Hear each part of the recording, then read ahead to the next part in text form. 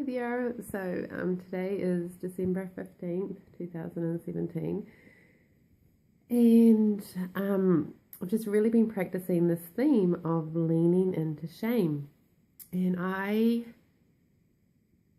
think it's so powerful for anyone, and I think especially people with bipolar, because I know from my experience, when I have manic moments or even mild manic moments, I'm often not really conscious sometimes of how bold I'm coming across or how strange I'm coming across. And then in the face of feeling rejection sometimes or humiliation, it can be easy to go to shame. And so yeah, I've just really been experimenting more with pausing to be kind of the witness and being a friend to myself in the face of shame and letting it be my teacher and my guide. And it's been really cool. Like, at work, I do different jobs. So I work as a nurse, I do home care, and I also work in the hospital. And often when I work in the hospital, it's easy for me to go to shame when I don't feel competent, or sometimes I just have like dizzy moments and I'll say or do things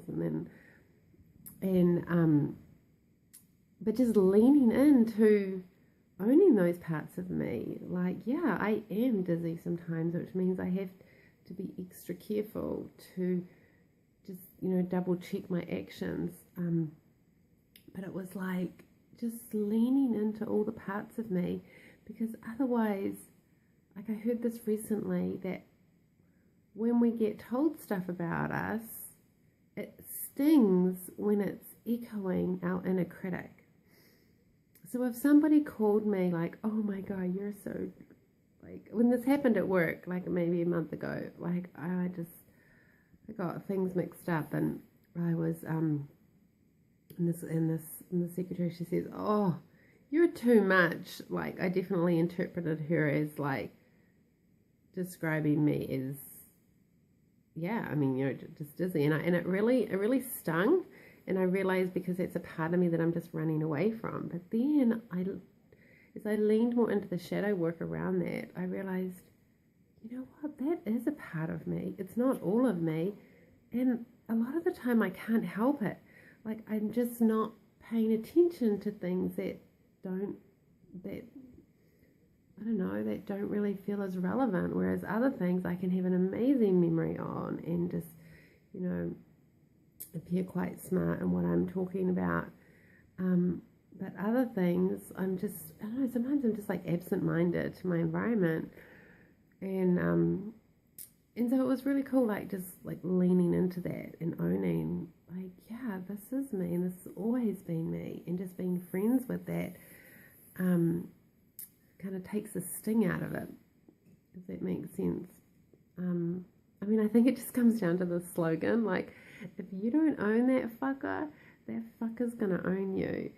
And in regards to like traits that we're running away from, if we don't own them, they will own us in ways that will show up as shame, as guilt.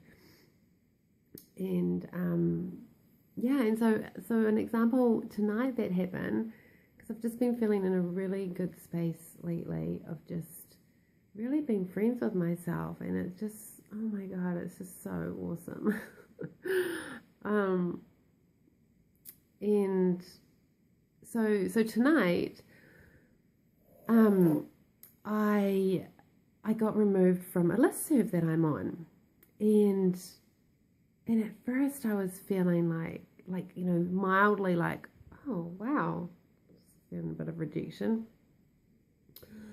And then when I leaned into so there was an exercise I did at a workshop one time, it's called victim accountability. And it's looking, whenever we feel like a victim to something, like looking, like imagining ourselves in the other person's shoes, and then imagining our voice and finding compassion for, all parties involved, and owning my accountability, so like the line is, I allowed this to happen to me because, and in some examples, it may just be you allowed it to happen to you because you were in the wrong place at the wrong time. But you still own some accountability. Like if you were mugged, yeah, bummer, but you own some accountability. You were in the wrong place at the wrong time. And so for me, when I got removed from this listserv, it was kind of cool to go to that like self-reflection and be like, I allowed this to happen to me because prior on this listserv, I had been, what's the word? Like, I guess I'd just been like outspoken, and it kind of derailed, I guess, the conversation on a prior topic. And so I'm imagining there was some fear from the person in charge of this. It was just like, it was a temporary listserv I was on for like discussing, anyway, the story's not really important, but the point being, it was cool for me to, instead of going to blame, instead of going to, getting marinating in like, why did they do this, blah, blah, blah. It was kind of cool for me to just step back and go, I allowed this to happen to me because I have been outspoken in the past, and I bet that was the fear that was coming up again when they saw a recent comment of mine. And I was really fine with it. Like it was, but it was just cool, like kind of not to go to shame or not to go to blame, but to own my accountability and just be quite, like, I just feel quite neutral about it. And yeah, so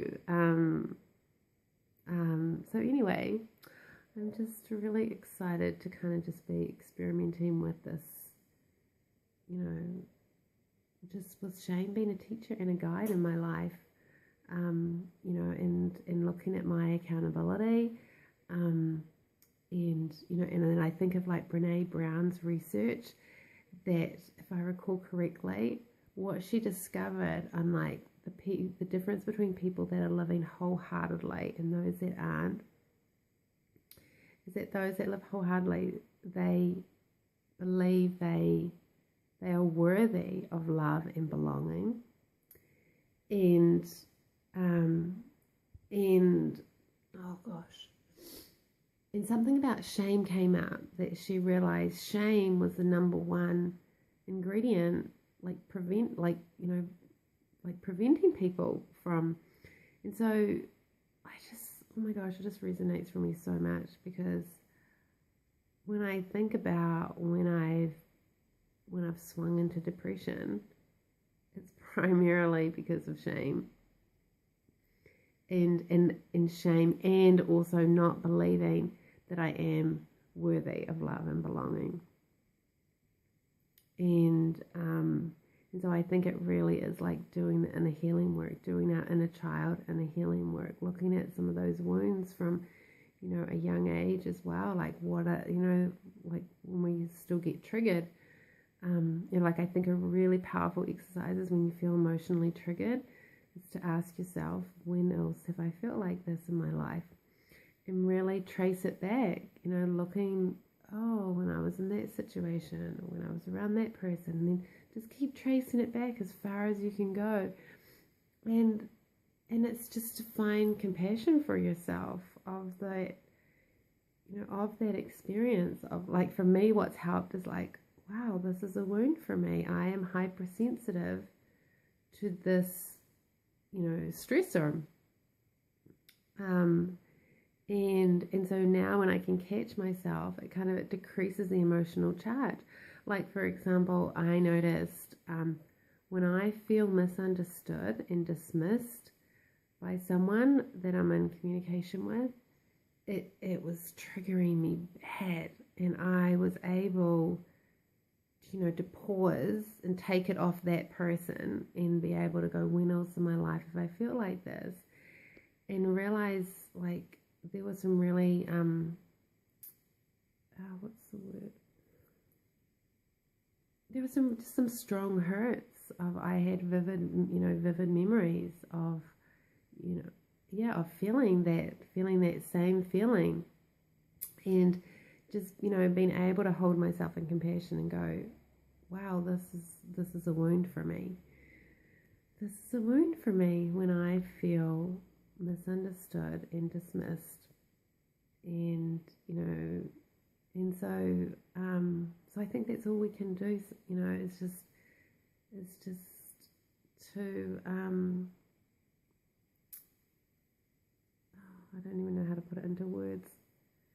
I think it's just having the self-awareness to catch our emotions and take off blaming others, because you're never going to be able to control or change another person. You can only change yourself.